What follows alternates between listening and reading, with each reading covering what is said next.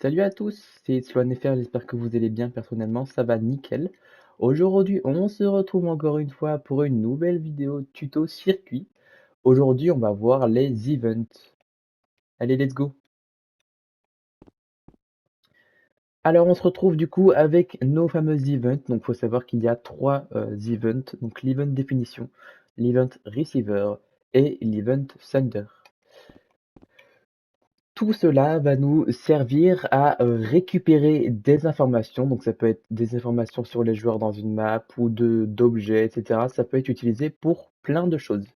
Alors on va s'occuper par le plus chiant, l'Event Receiver. L'Event Receiver, il faut savoir que c'est quelque chose qui est très très complet.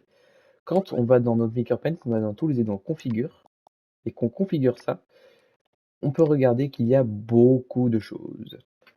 Alors, on va commencer par le premier. Consumable purchase, c'est quand dans une room qu'on a un consumable et qu'en fait, quand quelqu'un achète un consumable. Consumable used, c'est quand quelqu'un utilise un consumable, on a en bas le consumable qui a été utilisé. Ça peut nous faire en sorte d'un système, par exemple, imaginez on fait une map United et en fait on fait un truc du genre, on peut freeze le Freddy, si vous voulez, si on fait un United Freddy. Et bah Freddy va se freeze que lorsque le consomable sera utilisé. C'est après qu'on fera la suite du système. Ensuite, on a Event Definition, bon ça je vais vous montrer après. Player Join, c'est dès qu'un joueur rejoint, on a un courant qui se passe à chaque fois dans le orange. Et enfin, en dessous, on a le joueur qui rejoint. Player Left, c'est la même chose, sauf que c'est pour le joueur qui quitte. Donc dès que quelqu'un quitte, ça va envoyer du courant. Et en dessous, on aura le joueur qui a quitté. Player Leaving, c'est lorsqu'un joueur est en train de quitter, ça va envoyer un courant et en dessous on aura le joueur. Room Authority Change, c'est tout simplement pour avoir le joueur qui... alors, il y a différentes choses pour l'Authority, c'est soit c'est le premier joueur qui a rejoint la room, ou soit c'est celui qui a la machine la plus puissante. Donc là, pour ça, ça va être la machine la plus puissante. Imaginons, moi j'ai une PS4 et il y a un mec avec un PC à 10 000 balles qui va venir. Ça va faire ça, Room Authority Change. Donc, New Authority, ça va être le mec qui a le PC à 10 000 balles, et ben en fait, ça va envoyer tout simplement du courant. Ensuite, on va avoir Room Key Purchase, ça va être pareil avec les ça va être voilà, ça va être comme les consumables, sauf que là, ça va être les keys. Donc, quand une key est achetée, Room Loaded, c'est quand une room est en train de se mettre en place, si vous voulez. Room reset, c'est lorsqu'une, si vous voulez, quand on rejoint une instance et que l'instance elle est vide, la room elle se reset, quoi, elle se remet à zéro. Elle se remet à zéro du genre tous les paramètres sont remis et tout normalement, simplement tous les gadgets et tout ça sont remis au début comme on avait mis au début. Pour être plus précis par rapport à ce que je dis, imaginons on est dans une map RP, je paye un sniper dans cette map là. Le sniper, je le laisse au sol. Je quitte et je vais dans une autre session de cette map-là. Dans cette session-là, je suis tout seul, donc c'est moi qui lance la room.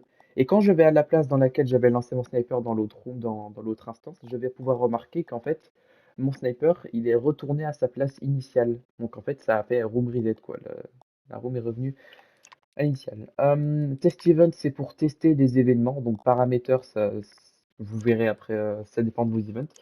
Update 31, ça va être quelque chose qui est très très très utile. Ça va en fait envoyer du courant instantanément. Pour le vérifier, je vais prendre un exemple. Vous voyez que, hop, le courant, il brille. Il brille tout le temps, tout le temps, tout le temps. Ça veut dire que le courant est simplement actif tout le temps. Delta time, ça veut dire qu'en fait, le delta time, c'est tout simplement le temps dans lequel le courant le temps dans lequel l'event, il envoie un courant, si vous voulez. Donc là, on voit qu'on a un 0,03 donc c'est très très petit comme temps, c'est pour ça que ça nous paraît instantané. Donc ça, c'est l'event receiver. L'event receiver, en fait, si vous voulez, globalement, c'est un circuit qui va récupérer des informations afin de ressortir un courant derrière avec ces informations en bas. Event definition et event sender, ça va être l'inverse, c'est-à-dire que l'event definition, c'est ce qui va définir un événement. Donc en fait, grâce à cette event definition, on va pouvoir le configurer. Vous voyez qu'ici, on a plusieurs choses. Donc imaginons, moi, je vais mettre un joueur player ici. Ici, on descend, on choisit sur l'option player. Je veux également ajouter l'argent, donc souvent fait avec l'int. Donc si j'écris int ou j'écris n'importe quoi, et ici je mets int, c'est add property à chaque fois. Et là, on voit que deux paramètres se mettent. Mais en fait, ça va être notre événement. Donc ça veut dire qu'en fait, lorsqu'on envoie cet événement-là, on va pouvoir stocker ces deux informations-là dans cet événement. Et pour ça, on va avoir besoin d'un event sender qui va lui envoyer l'événement. Donc je vais pouvoir configurer ça. Dans notre event, on va avoir event definition. Donc ça, c'est le nom que j'ai désigné à mon événement ici. Donc moi, c'est event definition. Vous pouvez changer, bien évidemment, ça ne changera rien au système.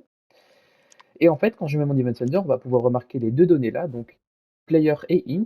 Et en fait, lorsque j'envoie mon événement, dans mon événement, je vais inscrire les données suivantes. Donc là, ça va être le local player et en int 0. Donc là, en fait, si vous voulez, j'ai envoyé un événement. Dans l'event sender, on va pouvoir modifier quelque chose. C'est la target. Ça veut dire qui est concerné par cet événement. Bah, on peut faire en sorte que tous les joueurs ou tout simplement tout reçoit cet événement-là. Donc pour ça, on met all. Sinon, on a authority, donc la machine la plus puissante. Local, bah, c'est un joueur en particulier. Others, bah, c'est tout ce qui est autre de toutes les informations ici. Player, bah, c'est les joueurs. Donc là, vous voyez que j'ai rajouté un truc forcément. Et enfin, room authority, bah, ça va être l'authority de la room, ça je l'ai déjà dit. Donc souvent c'est sur local, mais moi j'aime bien mettre all aussi parce que des fois ça peut être, c'est plus facile pour récupérer les informations. Ensuite, une fois que j'ai inscrit mes données ici comme je voulais les envoyer, je vais pouvoir récupérer ces données-là grâce à mon event receiver. Event receiver, je répète, ça reçoit un événement. Donc je le configure et je vais prendre event definition, le nom de l'événement que j'ai envoyé. Et là, comme vous pouvez voir, quand je vais dans Tools et dans Connect, j'aurai le joueur que j'aurai inscrit et en int ce que j'ai inscrit. Donc imaginons ici en int, je vais mettre 50. Je vais faire un bouton que lorsqu'on appuie sur le bouton, ça va envoyer l'événement. Button, hop.